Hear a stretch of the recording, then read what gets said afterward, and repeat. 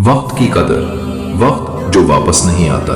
कभी सोचा है दिन में 24 घंटे सबको बराबर मिलते हैं, मगर कुछ लोग इन्हीं 24 घंटों में कामयाब हो जाते हैं और कुछ लोग सिर्फ कल से शुरू करूंगा कहते रह जाते हैं। वक्त अल्लाह की बहुत बड़ी नेमत है। जो लम्हा गुजर जाए वो पूरी दुनिया देकर भी वापस नहीं आता।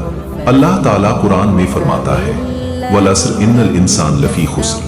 तर्जुमा, जमाने की कसम, बेशक इंसान खसारे में है। ये आयत हमें बताती है कि अगर इंसान अपने वक्त को सही इस्तेमाल न करे तो वो नुकसान में चला जाता है। आज हम घंटों मोबाइल पर गुजार देते हैं, बगैर मकसद स्क्रोलिंग करते रहते हैं, मगर जब नमाज, कुरान या अपने ख्वाबों के लिए वक्त निकालने की बात आए तो हम कहते हैं वक्त नहीं है। हकीकत ये है, वक्त सबके पास होता है, फर्क सिर्फ तरजीहात का होता है।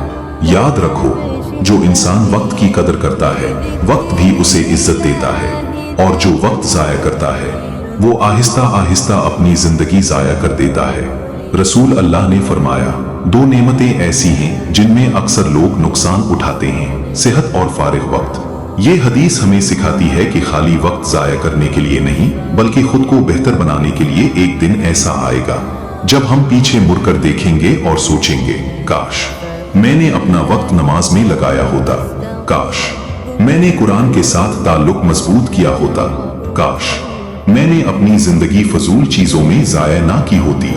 वक्त खामोशी से गुजरता रहता है मगर उसके असरात पूरी जिंदगी पर रह जाते हैं।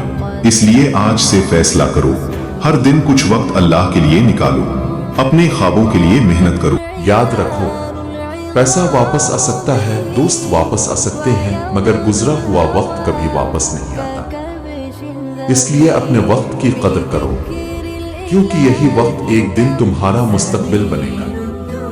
एक नौजवान रसूल अल्लाह के पास आया और नसीहत मांगी। आपने फरमाया, 5 चीजों को 5 चीजों से पहले गनीमत जान।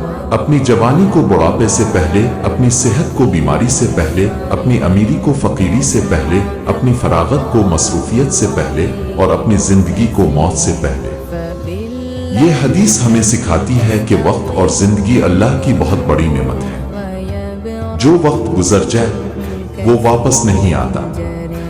अल्लाह हमें वक्त की कदर करने की तौफीक अता फरमा और हमारे हर लम्हे को अपने जिक्र और नेक अमाल से भर दे। आमीन।